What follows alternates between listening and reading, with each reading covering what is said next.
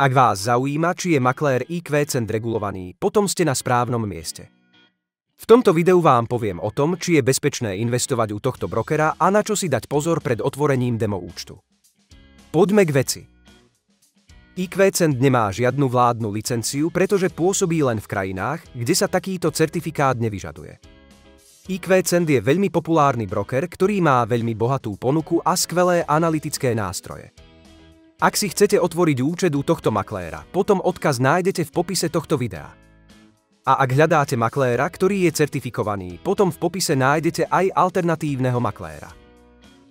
Ak si chcete otvoriť demo účet, prejdite na webovú stránku makléra, ktorú nájdete v popise tohto videa.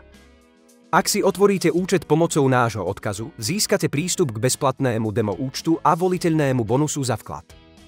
V pravom hornom rohu obrazovky stlačte tlačidlo a zadajte svoju e-mailovú adresu a heslo.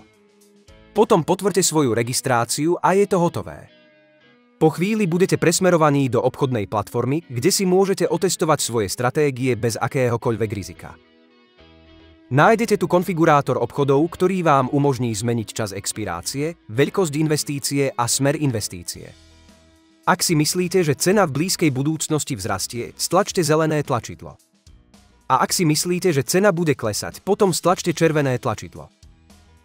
Ak chcete zvýšiť efektívnosť svojej investície, môžete si vytvoriť vlastnú stratégiu na základe ukazovateľov dostupných v platforme. Tu si môžete vybrať z mnohých dostupných indikátorov, ktoré si môžete neobmedzene konfigurovať. Pred prvým vkladom odporúčam otestovať stratégiu na demo účte. Ak chcete vykonať svoj prvý vklad, stačí kliknúť sem a potom si vybrať jednu z dostupných metód vkladu.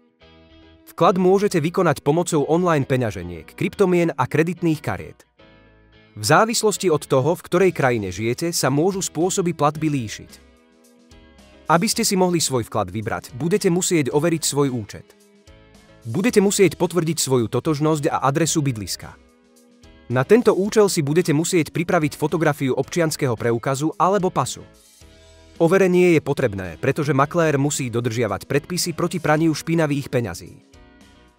Dúfam, že toto video bolo pre vás užitočné.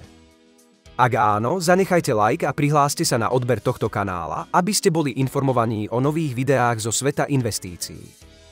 Ďakujem za sledovanie.